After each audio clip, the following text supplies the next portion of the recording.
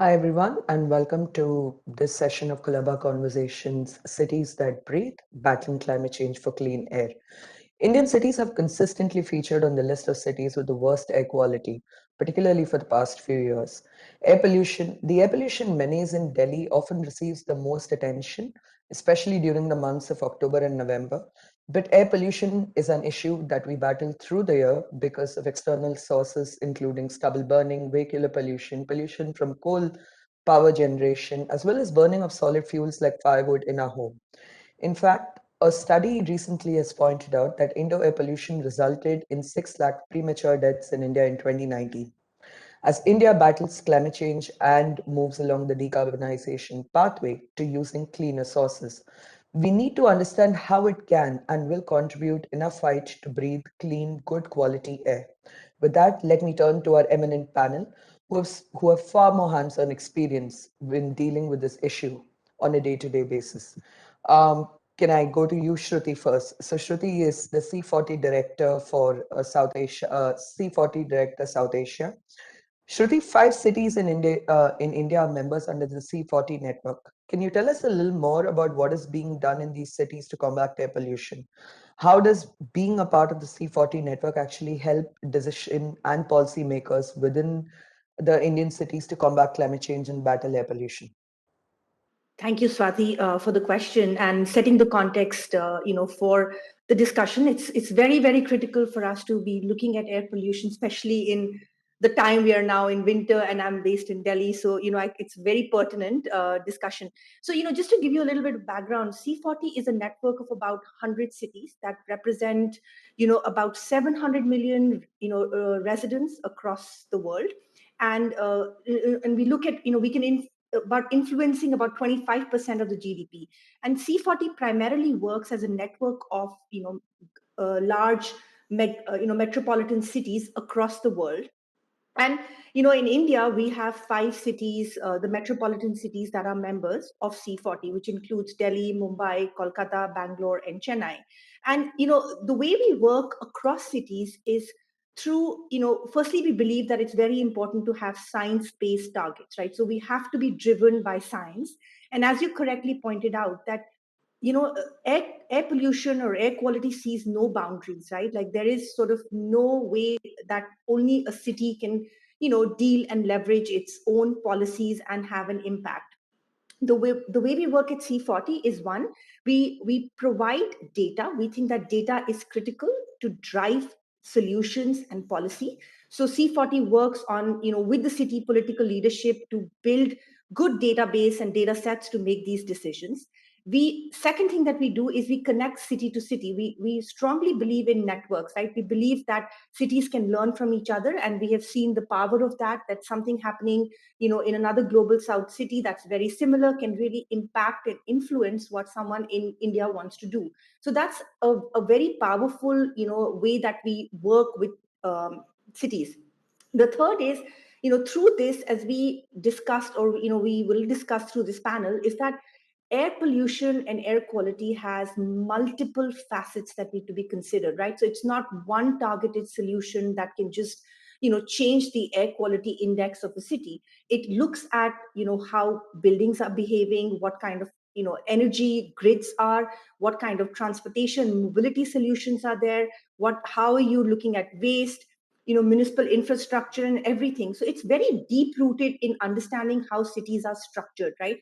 So in all of these metropolitan cities, without going into detail in the interest of time, we're looking at solutions around renewable energy, how one can look at you know a distributed renewable energy, because obviously the control on grid is it comes in varying governance structures. But what can a city do, looking at how buildings function, looking at energy efficiency, renewable energy, looking at how mobility works, right? So encouraging people to shift to public transportation, but also providing a better quality of public transportation, and the whole discussion around last mile connectivity.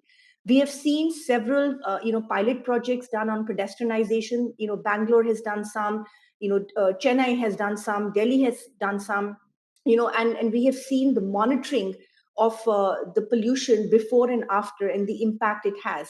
We're also working with these cities on looking and identifying, areas of vulnerable, population, which includes adults, older adults and young children, which are really impacted by, air pollution.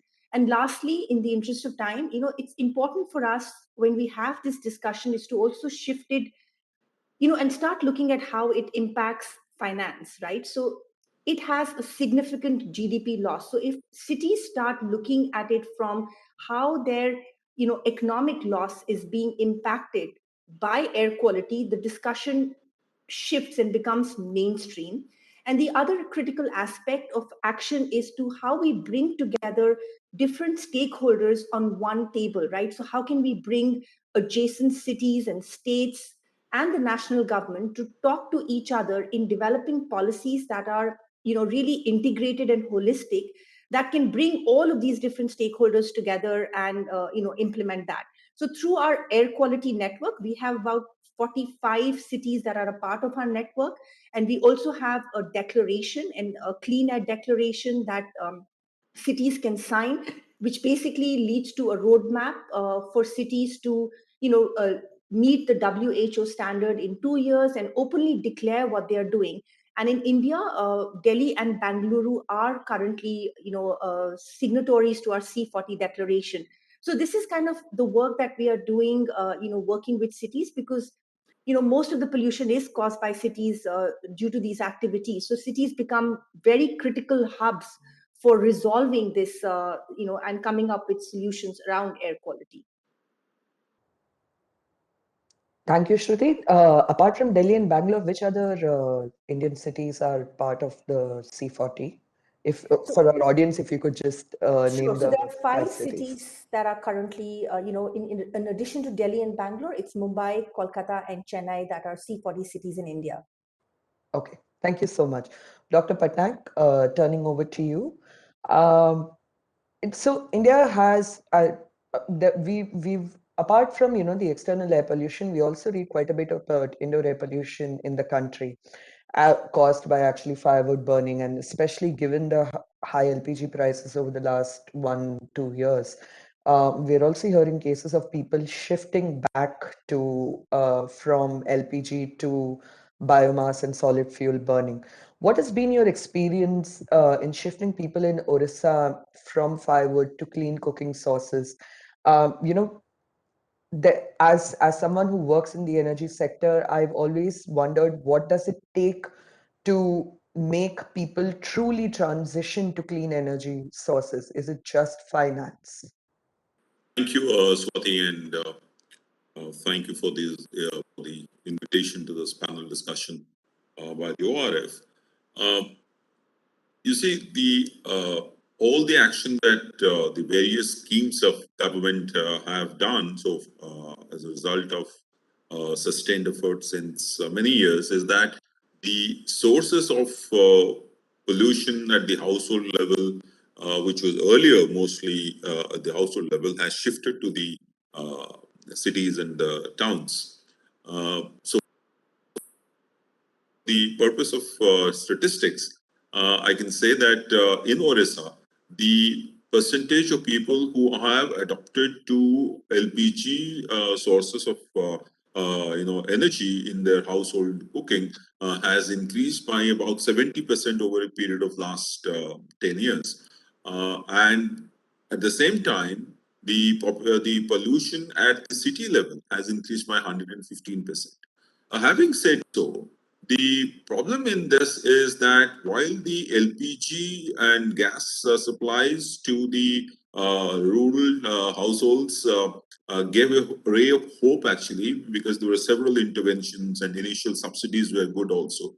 But with the increase in prices and also access to a cylinder not being there very quickly as and when they require, the result is that we are seeing that about 90% of the people have fallen back to following the earlier fuel routes that they used to use, rather than waiting for a second cylinder. So first, of course, is the price. The increase in prices during the last a few years in LPG gas, particularly in the last 2 years, in fact, has been phenomenal.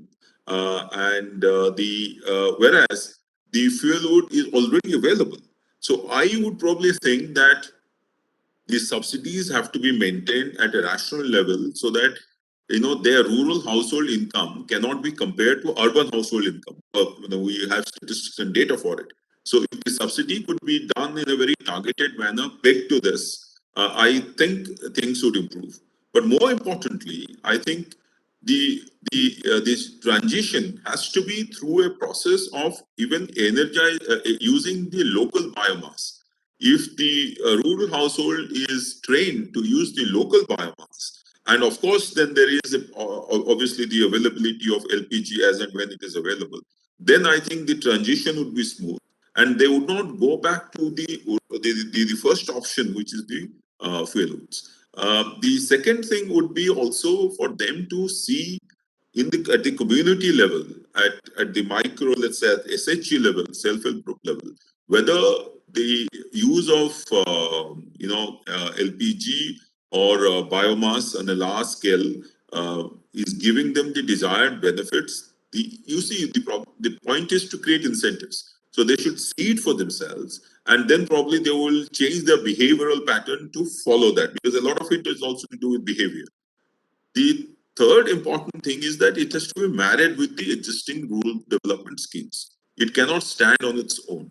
If it is married, let's say if you're giving the Prime Minister's Awas Yojana, a house is being given, and the subsidy on LPG is being decreased and the prices are high, and they are actually reverting back to using the fuel hoods, then actually it is worse, because at least earlier it was in the open space, and the pollution level out there, hazard to their health was less. Now it is becoming worse. So I think integrating it in a manner with the existing rural development schemes, so that they are incentivized, they get it as a package, would probably improve things better in the rural areas. But things are improving there because of concern, as Shruti ji spoke, is I think more in the towns and cities. Particularly the kind of inequity that is being created in the cities because of these pollution. It is not just a question of finance, GDP, but it is the way the people are impacted differentially in the cities and the towns because of pollution. Thank you, Dr. Patnaik. You've actually left it at a very interesting note when you say, it's lives and people that matter, not just in over and above the economic and the financial losses. But that, Brikesh, if I can ask you, in your work at ASAR, given how air pollution only becomes a topical issue during certain times in the year, how does one sustain this conversation throughout the year so that the people, citizens who don't engage in this on a daily basis are not only aware, but also then try and push policymakers, decision makers to take some action on this issue at all points? Thanks, Swati, for that question. And hi, Anumita and Shruti and Dr. Patnaik. So, very good question, because 5 years ago when ASAR started working on this issue back in 2017 July, we started with the belief, using the collective impact framework with the belief that it's a problem, it's a very wicked problem, and it cannot be solved if organizations and groups continue to work in their own silos. So we believed there was a need for someone to play the role of a backbone support organization and bring everyone together so that we can complement each other's work and supplement, basically try and get the conversation going beyond those 2 months. So the first activity, or sort of the winter plan that was made by a group, was to see how do we try and keep this conversation going. One is outside of Delhi, outside of English media, which is where it's primarily centered, and beyond stubble burning in those 2 months. So what we realized is, one, the level of understanding about the issue when it comes to regional media is there's a very big gap which needs to be filled. Then a lot of external opportunities which were coming and passing by, and the conversation on air pollution was not happening. I'll give you an example. Airtel Delhi Half Marathon was being organized in the peak of Delhi winter year after year after year. I was surprised that why isn't anyone talking about air quality through a responsible sports angle, right? The best athletes of the world and our country are running for 2.5, 3 hours, inhaling that polluted air. So I went out mapping the air quality of the route of Airtel Delhi Half Marathon, which was then covered by NDTV and picked up by other organizations as well. So, based on that learning, what we've done in the last 5 years is to try and make sure that the conversation keeps going throughout the year. And I'll try and break that down into 4 categories where everybody has a role to play. So, that is civil society, media, citizens, and government. First, starting with civil society, look at this conversation. Many such conversations, convenings, meetings happen starting October, November, December, and as January comes, then out of sight, out of mind. That happens because you can see how bad pollution is during these months because of stubble burning. So it is our role of civil society, of this ecosystem, to try and keep this conversation going throughout the year. Yeah, look at any external opportunity or an event happening. So these conversations should be happening during in March, in April, in May, in June, and outside of Delhi in other parts of the country as well. Second, the media. Now, I touched upon it a little bit earlier as well. It's very important to try and break the technicalities of air quality and the jargons down to the regional media across the country. We've started working with regional media in Jharkhand, in Maharashtra, and it has taken us about 2 years of work, a lot of media workshops to reach a stage where the likes of Lok Satta and Lokmat are now regularly reporting on the issue of air pollution, which wasn't the case 2 years ago. And that needs to happen a lot, where the civil society can play a critical role. And once the media starts reporting and people start reading about it, this is where the role of citizens come. Because once you are aware about how bad it is, that's when they can take an informed decision or get involved in advocacy. Finally, coming to the government, I think a lot of citizens don't even know how bad air quality is for them because it's not being said out very clearly. Like when the schools were shut in Delhi, that happened after the intervention from the courts. But in the Indo-Gangetic Plain, and Anumita can touch upon it, there were so many other cities which were far worse than Delhi, but the schools were open. Kids were going to school. People with heart ailments or asthma were taking their morning walks because they do not know how to reduce their exposure or protect themselves. So this is where, while our government continues to fight air pollution and bring it to safer levels, which may take some time, some years, during that time, I think our governments and urban local bodies and municipalities need to regularly tell citizens that on a bad air day, what do you need to do to protect yourself, to protect your kids, and to reduce your exposure. Thank you, Brikesh. That was actually very nicely broken down into.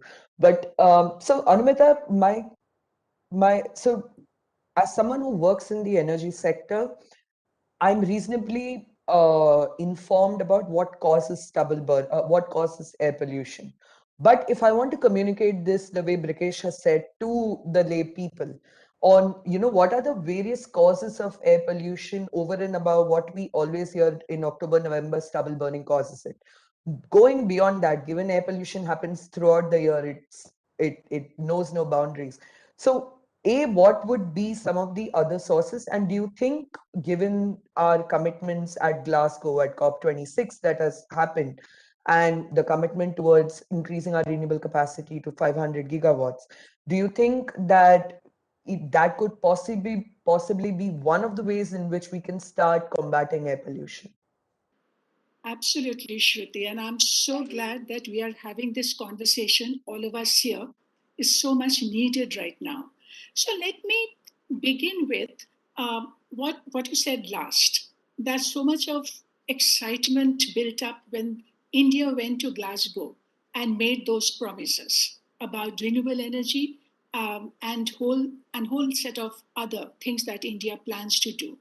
And I want to start from there simply for the reason that keeping in mind that in the coming years and the decade, India has to take on these two big challenges, the public health risk associated with air pollution, and at the same time have climate sensitive growth to reduce the climate change risks. Somewhere both have now come together, and we just cannot keep them in silo, keeping in mind that while we have to look for the co-benefit from both, but we also have to now think in terms of co-control of emissions because sources are the same. So if you look at the promises we have made, so what you just said that yes, India will increase its non-fossil fuel energy to 500 gigawatt capacity by 2030. But it is also saying that in addition to having 50% of its energy requirement from renewable sources, India will also reduce 1 billion ton of carbon by 2030. And also its energy intensity, the carbon intensity of its economy will be brought down to less than 45%. Okay, so in addition to all the net zero promises made. Simultaneously, if you track the other change happening in India internally, after WHO has now revised its new guidelines for air quality, India has also now set its legal process in place to improve and to tighten the national ambient air quality standards. So therefore, these two targets that at one level you have to reduce 1 billion ton of carbon and another you have to meet tighter air quality targets in your cities and the region. So what does it really mean in terms of mitigation, targeting sources, which is the focus of the discussion now?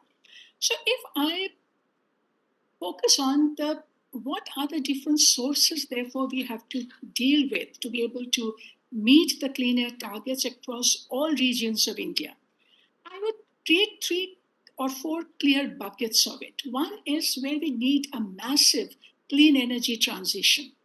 Currently, so one will be clean energy transition, second will be the clean mobility transition, another will be the whole circular economy to deal with waste, and the third will be the whole dust management approach that everyone is talking about today. So if you look at the clean energy transition, clearly it across all sectors, especially the industry and power plant sector, India now really requires a strategy to substitute coal. And what we know today that by 2030, in absolute terms, our power generation from coal will increase. But if we succeed in meeting our renewable energy target and the new promise that we have made, then overall share of coal is expected to come down from at least 63% of the installed capacity to 36%. But in terms of generation, it will be about 56%. So, but at the same time, in the industrial sector, where you're looking at all the big industries and the small industry, even there, the use of coal is increasing today. Now, here the big challenge that we are facing is in that clean energy transition to promote either natural gas or electricity to substitute coal. We do not have the right blueprint in place right now. The current GST policy does not include natural gas, and therefore it is more expensive than coal, and that is going against the whole interest of promoting clean energy in the sector. Electricity is more expensive for the commercial sector and the industrial sector, and therefore, because we have not been able to deal with the electricity sector reform in terms of distribution, access, reliable access, so all those choices and the options that we have are getting undermined, and we certainly need a strategy.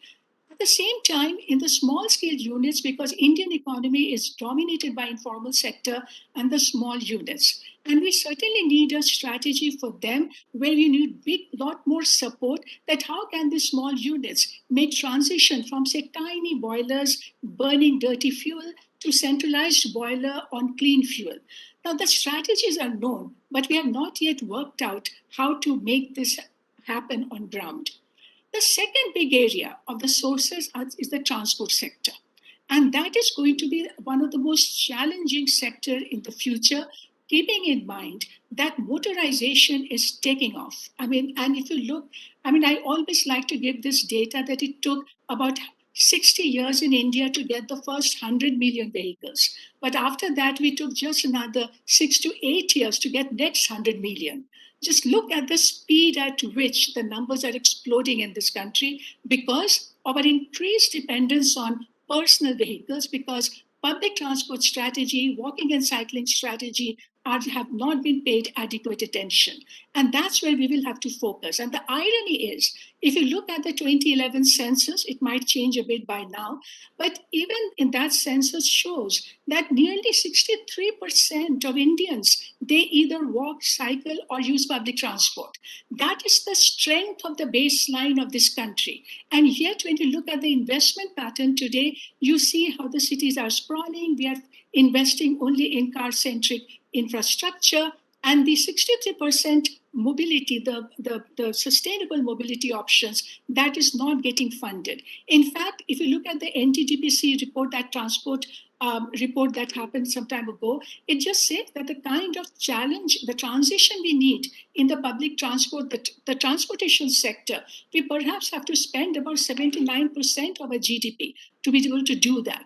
So while that is another big ticket change that we need in all our cities and across the country, but the challenge, the pandemic challenge that we are facing right now is in terms of how do we move that forward, and how do we, because the public transport has come under huge pressure, and we really need to find a way of addressing that issue.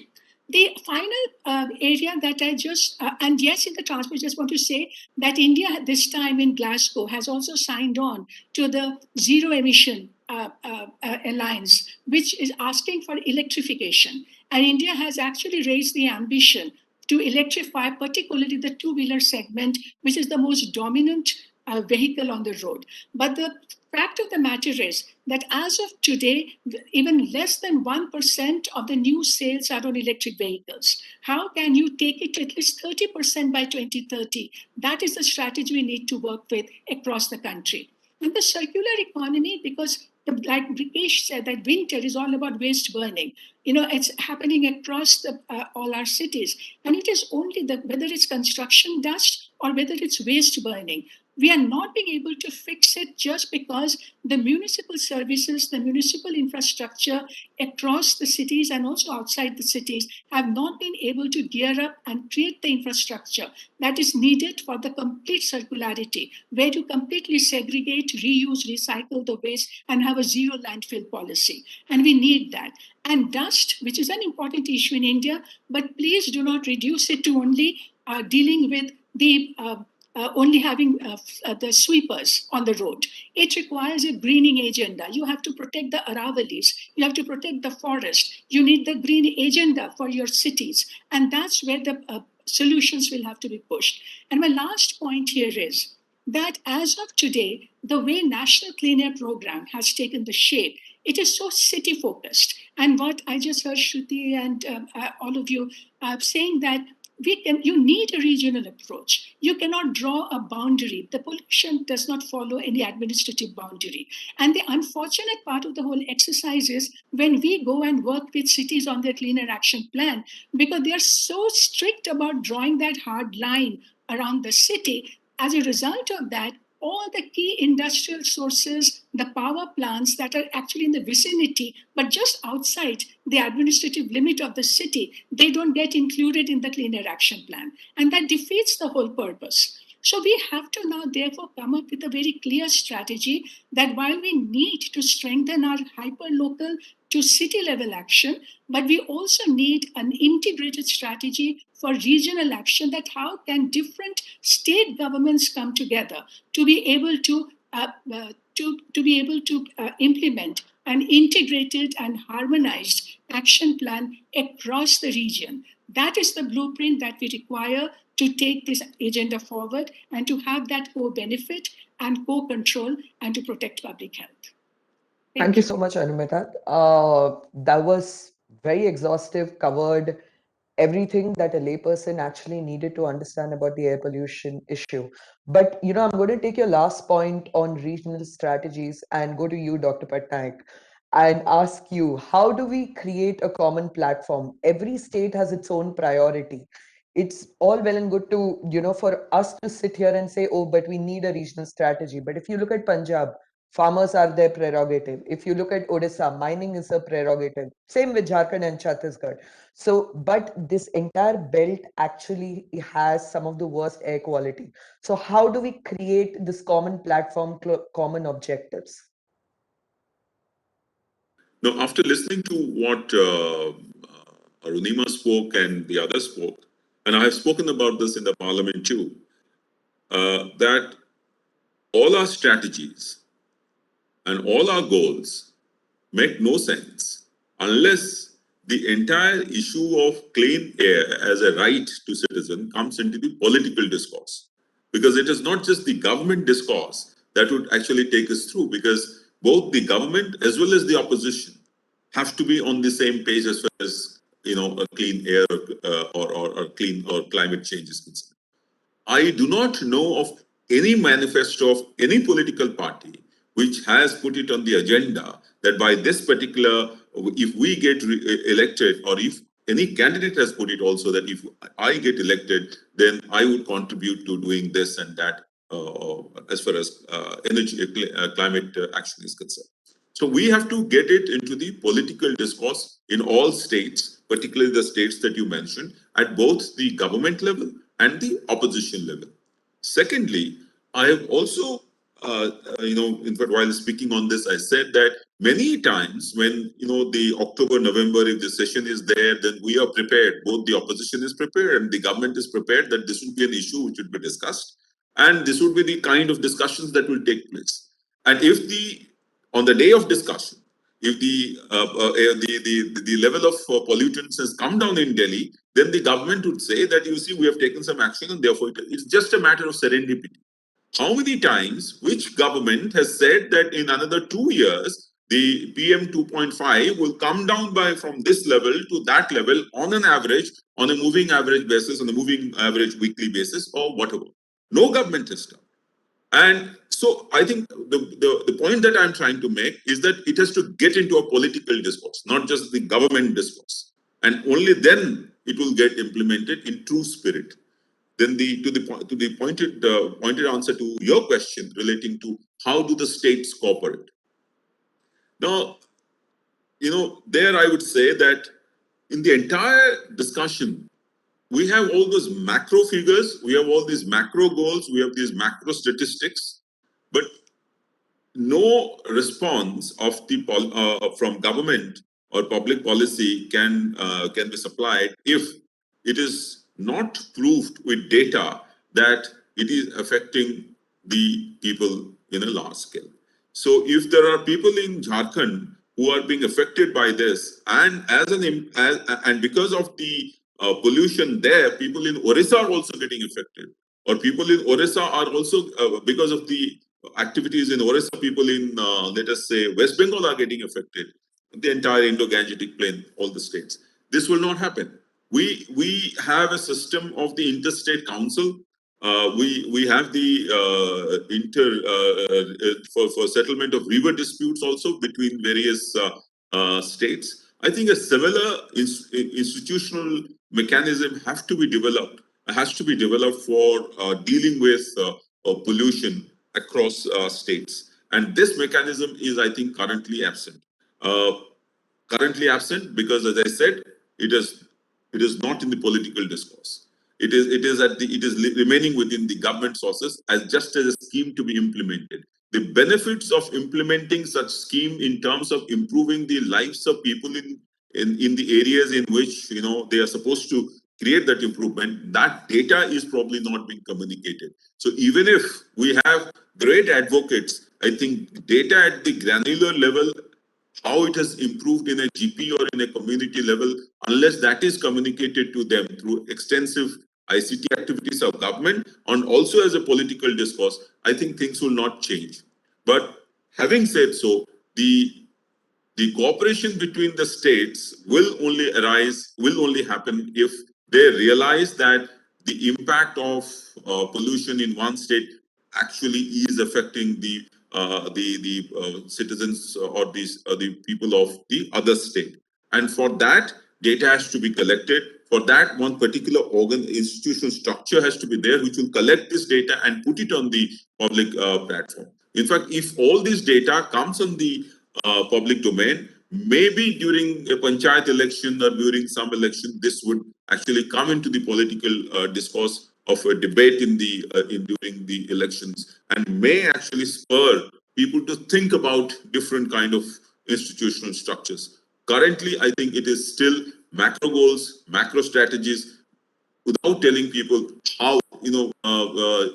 Just now, he was speaking, Mr. Singh, I think, unless people see they're just being told that this is going to affect your health, this is going to affect your lives, and this is going to decrease your income by so and so much, this has affected the economy. But I don't think it has dawned on them that it is actually doing it. It is just a question of not feeling for it. That buy-in is not there, and that can only happen through. I'm repeating it several times that it can only happen through political discourse. I think it's high time. Just in Germany, Green Party won the election, and they're very clear about it. That it is on the plank of having a green economy, everything green. They have come back to power. People have voted them to power, and therefore they are moving ahead.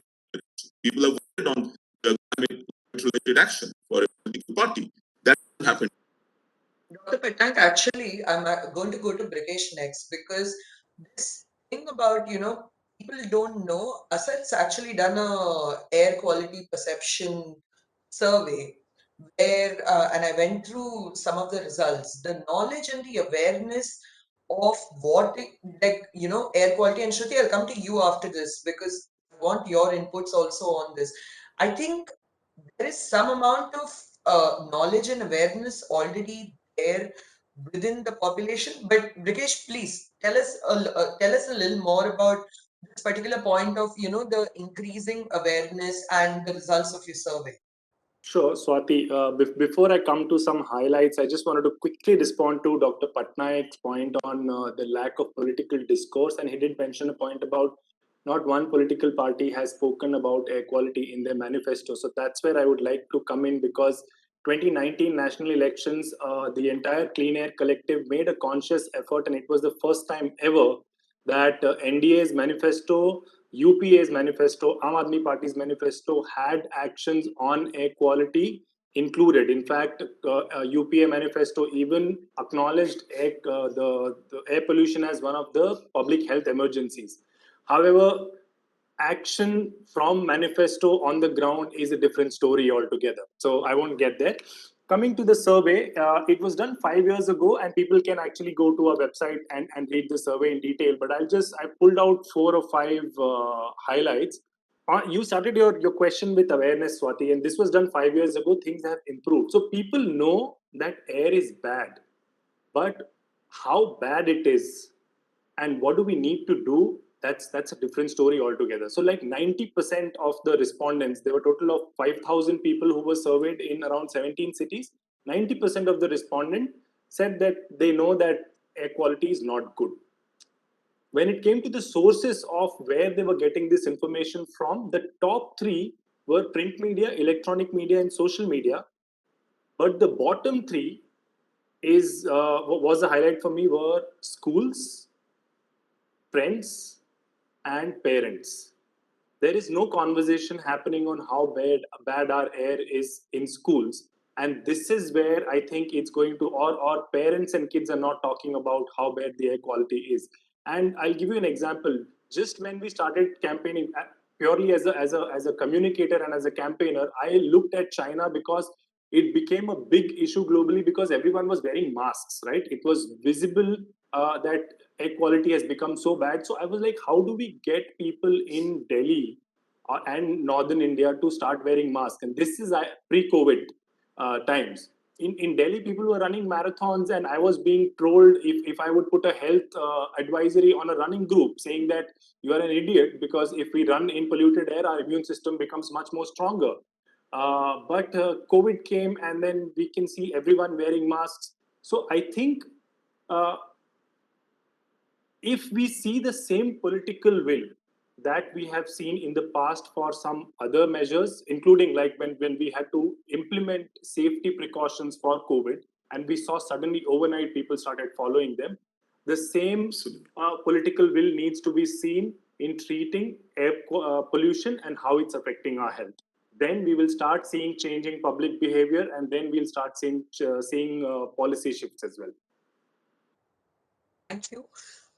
Shruti, what I'm curious about within, citizen awareness, yes, but what are some of the other measures that we can do in our cities? Something that, we can take learnings from that have happened in other cities in the world, where there have been measures that have been put in place that has actually resulted in the lowering of air pollution. Beijing, yes, happened, but that was also a national policy to shift from coal to natural gas, which, given the structure of our cities, is not something that your municipality can actually take a decision. But what are some of these measures that can actually be undertaken at the city level?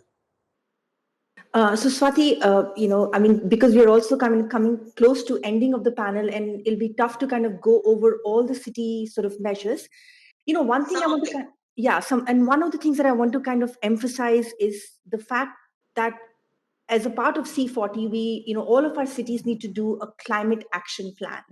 And I think that's important. And it's also kind of, leading and talking a little bit to what Anumita said, that I think it's increasingly becoming critical to integrate the two, right? So we're working with all our cities in India right now to, develop a climate action plan, which basically looks at tangible projects on ground that can actually reduce carbon emissions. Now, a lot of these projects have an impact on air quality, right? So if we start looking at the two together, and we're trying to, we're still in discussions. WRI is actually working on a Bangalore climate action plan, and we're trying to have discussions with the city on an integrated climate action plan that can give projects on ground.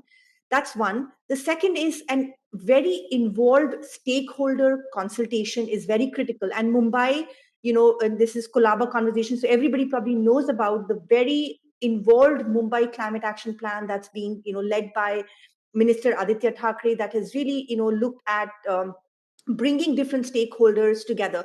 So that is the approach of bringing, the political will, the city, and the civil society and all the different stakeholders that Brikesh mentioned together to come up with solutions.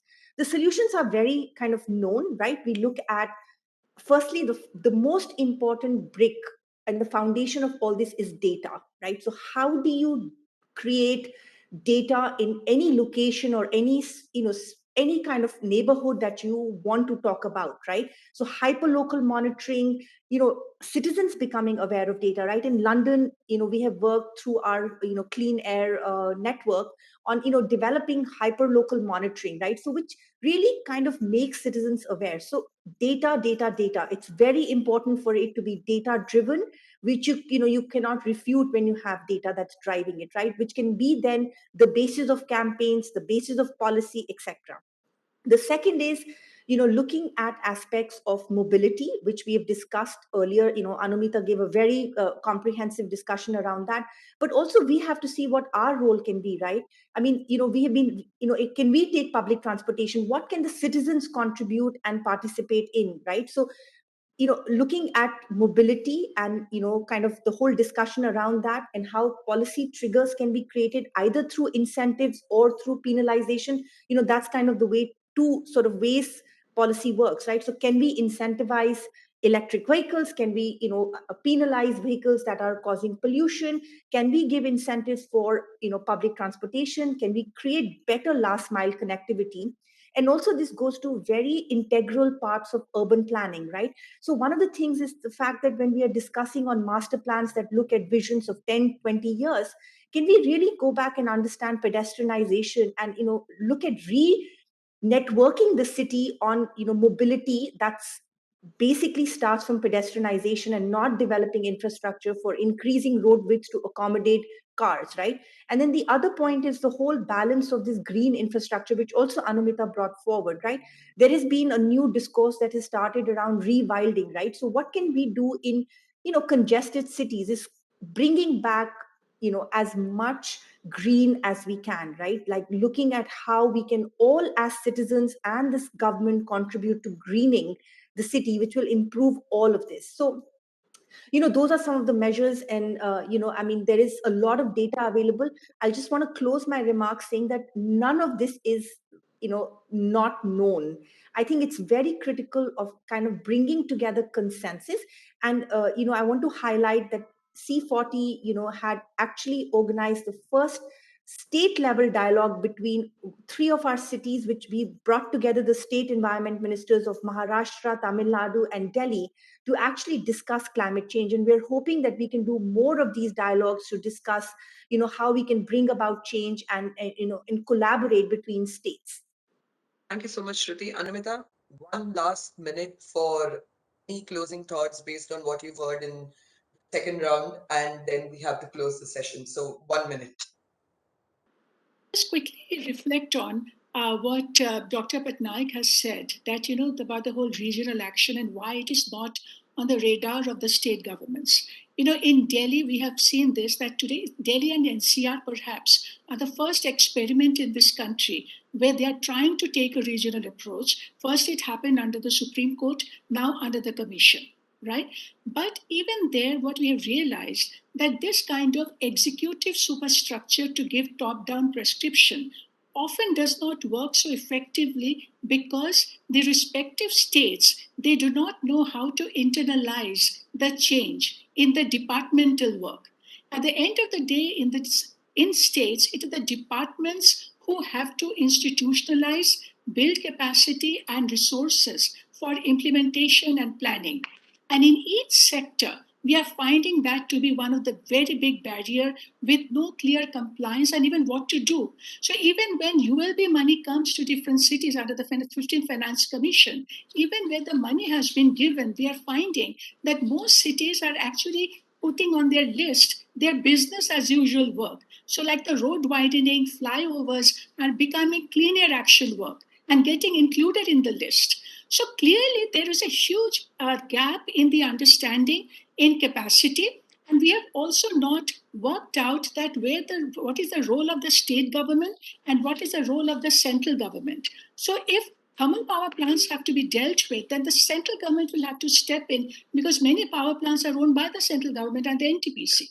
So that blueprint of action is absolutely critical. So I would just say that let's work on that and create clear framework for compliance across region with vertical and horizontal responsibility, accountability, and measurable and verifiable strategy so that you can establish responsibility for the upwind and the downwind states. Thank you. Thank you so much. Dr. Patnaik, I'm 30 seconds. I'll just say, we are implementing the Sustainable Development Goals through the NITI Aayog's framework. We have mapped our various schemes to the goals. You would realize that mapping these goals at the national level, even at the state level, makes no sense unless it is localized to the Gram Panchayat level. And in every meeting of the Finance Committee, I've been telling the NITI Aayog CEO that unless we do that, the internalization that Arunima was talking about is not going to happen, both in terms of behavior as well as capture of data. The capture of data should actually take place at the GP level. And only then you will know that we have reached from X position at T0 to Y position at T delta. And in any particular, sustainable development goals, and air pollution is, of course, one of them. So that is the roadmap I think that we have to take. And for that, we have a lot of work to do. The city level climate action plans I've seen some of those, I've audited some of those in my role as the Auditor General of Orissa. And I can tell you this, these are grandiose plans, but the post-implementation review of these action plans, wherever they have been there, has not really been done properly. And we have commented several places, the CAG reports are there, that the climate action plan is only project intensive, but not in terms of implementation, post-implementation reviews. Thank you. Thank you so much. I'm really sorry we have to shut down. This has been a very interesting panel. We've got local, we've got Gram Panchayat level, we've got local, we've got city, state, region, national, everything. So multi-pronged approach, a multi-sectoral, multi-pronged approach. That's right. A lot of these things have to come together, similar to how we're actually trying to decarbonize the entire economy. Everything has to come together. Anyway, thank you so much, everyone, for joining me, for joining ORF on this panel, and I thank you. Thank you.